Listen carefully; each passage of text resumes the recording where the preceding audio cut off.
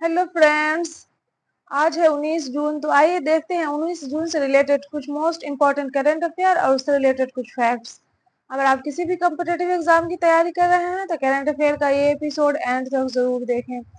अगर आप इस एपिसोड का पीडीएफ चाहते हैं तो आप हमारे टेलीग्राम चैनल को ज्वाइन कर सकते हैं। टेलीग्राम का लिंक डिस्क्रिप्शन में मिल जाएगा। और अगर आप चैनल पे नए हैं तो चैनल को सब्सक्राइब कर लीजिएगा। तो आइए शुरू करते हैं आज का सवाल।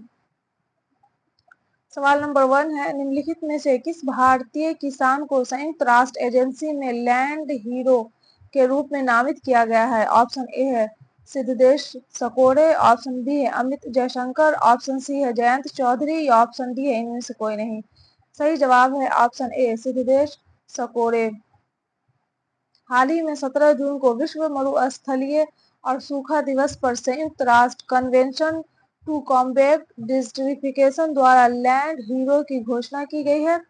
इस वर्ष दुनिया के 10 लोगों को लैंड हीरो के रूप में नामित किया गया है और सिद्धेश सकौरे को कृषि भूमि पर मिट्टी के संरक्षण की समस्याओं को हल करने और नवीन कृषि वानिकी मॉडल के माध्यम से छोटे और सीमांत किसानों को सशक्त बनाने के लिए किए गए कार्यों के लिए उनको लैंड हीरो के रूप में नामित किया गया है।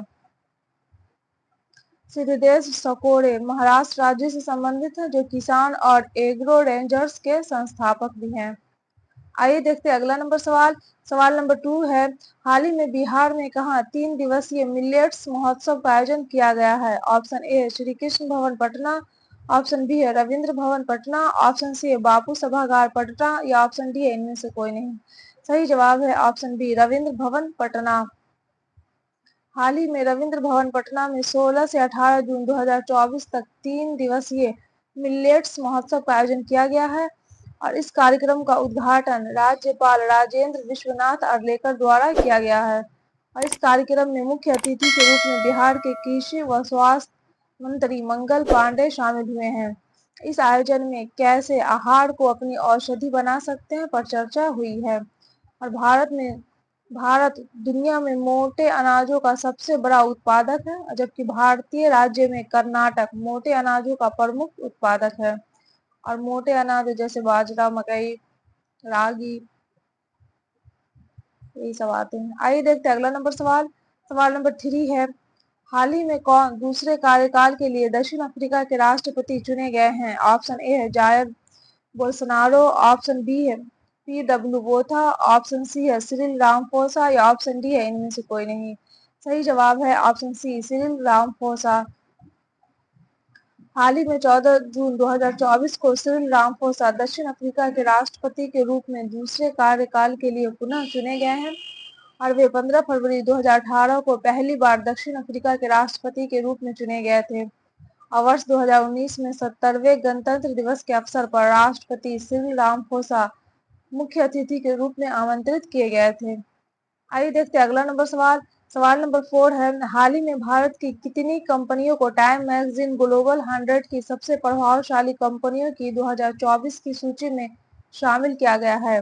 ऑप्शन ए है 6 कंपनियों को, ऑप्शन बी है 5 कंपनियों को, ऑप्शन सी है 4 कंपनियों को या ऑप्शन डी है 3 कंपनियों को। सही जवाब है ऑप्शन डी 3 कंपनियों को। हाल ही में भारत की 3 कंपनियों को टाइम मैगजीन ग्लोबल 100 की सबसे प्रभावशाली कंपनियों की 2024 की सूची में शामिल किया गया है। और पहला है रिलायंस इंडस्ट्रीज लिमिटेड, दूसरा है टाटा समूह, तीसरा है सीरम इंस्टीट्यूट ऑफ इंडिया। यह वार्षिक टाइम्स मैगजीन ग्लोबल 100 सबसे प्रभावशाली कंपनियों का चौथा संस्करण था। आइए देखते हैं अगला नंबर सवाल।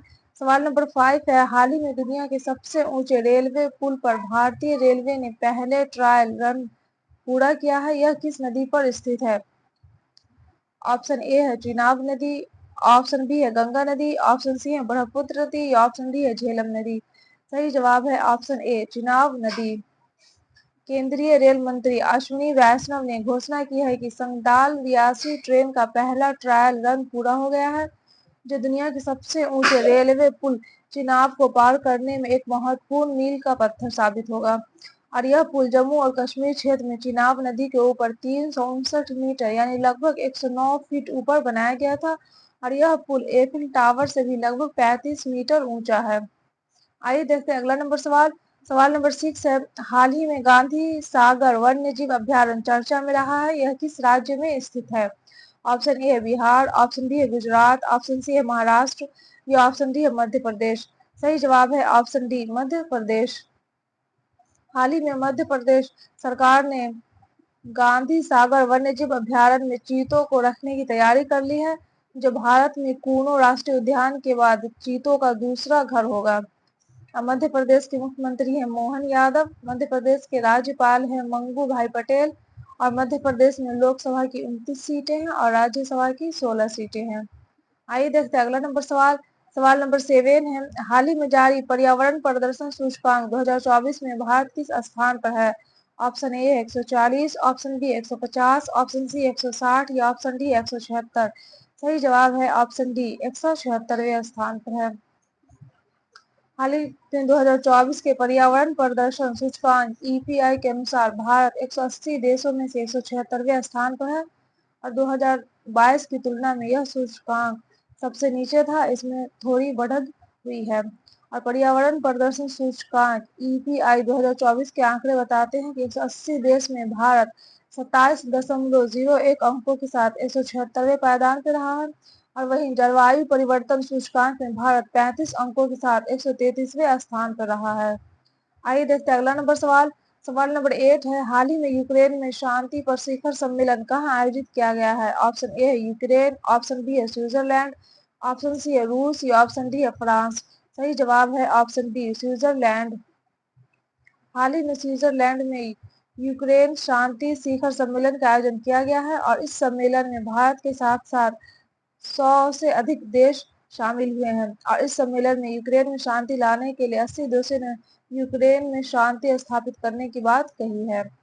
आइए देखते हैं अगला नंबर सवाल। सवाल नंबर 9 है, हाल ही में 18वें Mumbai international film festival of India 2024 में doctor V Shantaram lifetime achievement award से किसे सम्मानित किया गया है? ऑप्शन ए है अनुराग कश्यप, ऑप्शन बी है अनुपम खेर या ऑप्शन सी है सुबैया नलमुथु या ऑप्शन डी है इनमें से कोई नहीं। सही जवाब है ऑप्शन बी सुबैया नलमुथु। हाल ही में 18वें मुंबई अंतर्राष्ट्रीय फिल्म उत्सव में फिल्म निर्माता सुबैया नलमुथु को बी शांताराम लाइफटाइम अचीवमेंट पुरस्कार से सम्मानित किया गया है और फिल्म निर्माता सुबैया नलमुथु को यह पुरस्कार वन्य जीव फिल्म निर्माण के क्षेत्र में उनके योगदान के लिए दिया गया है। और मुंबई इंटरनेशनल फिल्म फेस्टिवल के 18वां संस्करण 15 से 21 जून 2024 तक मुंबई में आयोजित किया जा रहा है। आइए देखते हैं अगला नंबर सवाल। सवाल नंबर 10 है, हाल ही में कावली पुरस्कार की घोषणा की गई है, यह पुरस्कार किस क्षेत्र में दिया जाता है? ऑप्शन ए है साहित्य के क्षेत्र में, ऑप्शन बी है विज्ञान के क्षेत्र में, ऑप्शन सी है पत्रकारिता के क्षेत्र में या ऑप्शन डी है खेल के क्षेत्र में। सही जवाब है ऑप्शन बी विज्ञान के क्षेत्र में। हाल ही में विज्ञान के क्षेत्र में दिया जाने वाला साहित्य पुरस्कार कावली पुरस्कार की घोषणा की गई है और इस वर्ष खगोल भौतिकी तंत्रिका विज्ञान और नैनो विज्ञान में योगदान के लिए 8 विजेताओं को सम्मानित किया गया है। और काबली पुरस्कार नॉर्वेजियन अमेरिकी व्यवसाय और परोपकारी फ्रेड काबली के सम्मान में दिया जाता है और काबली पुरस्कार की शुरुआत 2008 में की गई थी और इसके प्रदान करता है काबली फाउंडेशन। यह था करंट अफेयर का एपिसोड। अगर आपको ये एपिसोड अच्छा लगा हो तो एपिसोड को लाइक कर दीजिएगा और चैनल को सब्सक्राइब कर दीजिएगा और अपने दोस्तों के साथ शेयर भी कर दीजिएगा। Best of luck, take